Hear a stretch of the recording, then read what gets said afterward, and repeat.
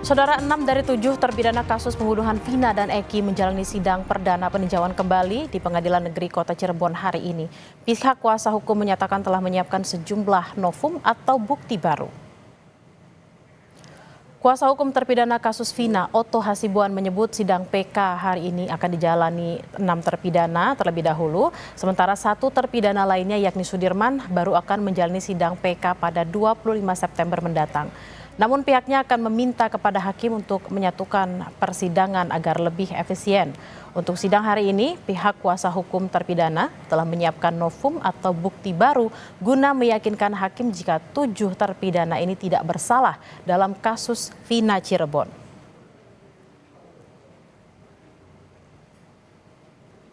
Ya, jadi hari ini kita akan bersidang pertama untuk PK daripada PK-nya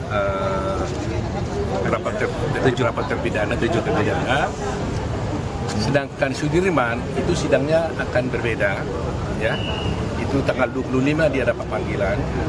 Tetapi kita akan berencana nanti untuk coba meminta kepada majelis, siapa tahu bisa mungkin disatukan perkara itu. Karena apa? Karena saksi, ahli, barang bukti ada yang bersamaan walaupun ada sedikit yang berbeda, tapi akan lebih efisien apabila disatukan. Memori PPH kita ini poinnya itu banyak sekali, tapi yang utama adalah ada beberapa novum, ya.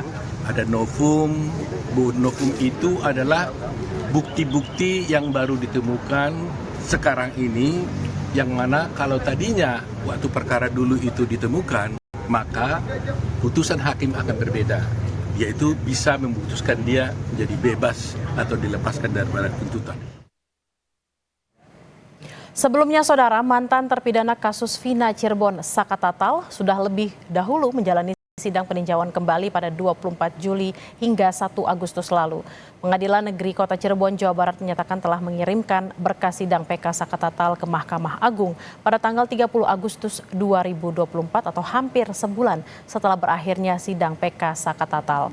Namun Pengadilan Negeri Kota Cirebon tidak dapat memastikan berapa lama putusan tersebut akan dikeluarkan oleh Mahkamah Agung. Titik PK garis miring 2024 garis miring Pengadilan Negeri Cirebon Junto nomor 16 garis miring Pitsus Anak garis miring 2016 garis miring Pengadilan Negeri Cirebon atas nama Saka Tatal secara elektronik melalui SIP ke Mahkamah Agung RI pada tanggal 30 Agustus pada hari Jumat tanggal 30 Agustus 2024. Kasus pembunuhan Vina dan Eki, saudara, terjadi pada 27 Agustus 2016 silam di Cirebon, Jawa Barat. 8 tahun berlalu, kasus ini kembali jadi pembicaraan publik usai film bergenre horor dengan judul Vina Sebelum 7 Hari tayang di bioskop.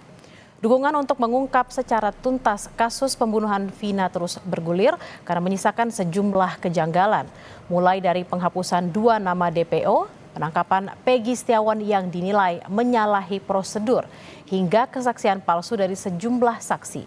Dalam kasus ini, 7 terpidana telah divonis penjara seumur hidup, sedangkan Saka Tatal sudah bebas dari bui usai divonis 8 tahun penjara. Untuk informasi selengkapnya kita akan tanyakan langsung kepada jurnalis Kompas TV Muhammad Syahri Romdon di Cirebon, Jawa Barat. Arai, apa saja novum atau bukti baru yang disampaikan para terpidana dan bagaimana ceritanya Sudirman akhirnya mengajukan PK? Ya, baik Bella di studio dan selamat siang saudara. Memang hari ini adalah pelaksanaan oleh Pengadilan Negeri Kota Cirebon untuk 6 terpidana. Tadi sekitar pukul 9 pagi datang sebelum satu bus lapas yang membawa melaksanakan PK. 6 orang terpidana tersebut antara lain Hadi Saputra, Eko Ramadhani, Eka Sandi, Jaya Supriyanto, dan juga Rivaldi Aditya Wardana. Setelah datang di Pengadilan Negeri Kota Cirebon, kemudian mereka berada atau ditempatkan sementara di ruang tunggu Pengadilan Negeri Kota Cirebon, di ruang tahanan tunggu Kota Cirebon, dan juga didampingi sejumlah pengamanan dari tim lapas. Tak lama kemudian, sejumlah tim kuasa hukum yang diketuai oleh Oto Hasibuan mendatangi Pengadilan Negeri Kota Cirebon yang juga bersama beberapa keluarga terpidana. Oto menyampaikan ada beberapa novum yang disiapkan dan diajukan dalam memori PK yang hari ini akan dibacakan oleh tim kuasa hukum, dan salah satunya adalah kesaksian-kesaksian yang dahulu di tahun 2016 tidak pernah dihadirkan dan saat ini dihadirkan untuk memastikan bahwa 6 terpidana ini bukanlah pelaku pembunuhan seperti yang dituduhkan dan diputuskan di persidangan di tahun 2017 lalu. Kemudian tidak hanya tim kuasa hukum, beberapa pihak juga sempat menghadiri untuk menghadiri peninjauan PK yang dilakukan perdana hari ini. Bella, tadi sempat terjadi sedikit deadlock pada saat majelis hakim menginformasikan bahwa persidangan PK 6 terpidana berlangsung secara tertutup. Namun dari ketua kuasa hukum dari 6 terpidana, yakni Oto Hasibuan, menyampaikan kepada hakim memohon untuk melakukan persidangan PK ini secara terbuka dengan beberapa alasan.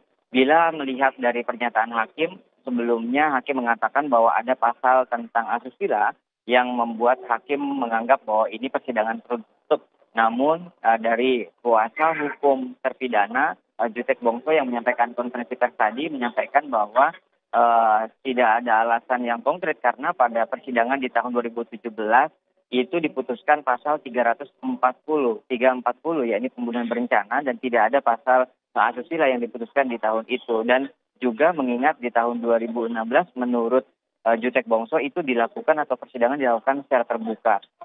Sempat terjadi skorsing waktu 15 menit dan kemudian baru masuk beberapa waktu lalu dan hakim akhirnya memutuskan bahwa sidang PK 6 terpidana dinyatakan terbuka untuk umum. Bella. Baik, sudah dinyatakan sidang secara terbuka, juga ada novum baru, salah satunya adalah kesaksian-kesaksian yang tahun 2016 tidak pernah dihadirkan. Lalu apa yang menjadi alasan Sudirman mengajukan PK, Arai?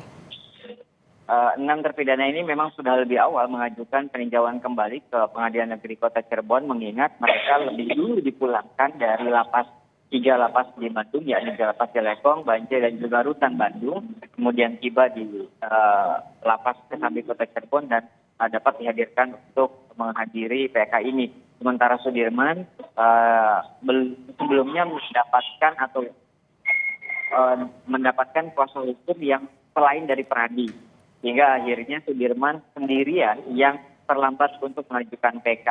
Nah, kemudian pihak keluarga dan juga utamanya dari kakak Sudirman terus meminta kepada tim kuasa hukumnya untuk agar Sudirman dapat mengajukan PK, dan akhirnya beberapa minggu yang lalu Sudirman mengajukan PK dan diterima oleh Pengadilan Negeri Kota Cirebon dan dijadwalkan akan mulai melakukan persidangan pada sekitar tanggal 24 atau 25 September nanti. Meskipun demikian, tim kuasa hukum dari 6 terpidana juga terus meminta kepada majelis hakim agar menggabungkan Sudirman ke dalam sidang PK 6 terpidana ini, mengingat hampir keseluruhan saksi dan juga ahli itu sama, dan tentunya Sudirman merupakan satu rangkaian dalam suatu berkas yang telah diputuskan di tahun 2017 lalu bersama para terpidana yang saat ini sudah melaksanakan PK sidang perdananya. Tentu keputusan majelis hakim apakah akan menggabungkan Sudirman ke dalam PK 7 terpidana ini atau tetap memisahkan, kami masih tetap menunggu dari penjelasan majelis hakim. Mengingat saat ini sudah berlangsung proses persidangan peninjauan kembali yang dimulai pukul 10 WIB tadi. Bella. Kita akan terus nantikan sidang peninjauan kembali dari 7 terpidana kasus pembunuhan Vina dan Eki di Cirebon. Terima kasih Muhammad Syahri Rongdon dari Cirebon, Jawa Barat.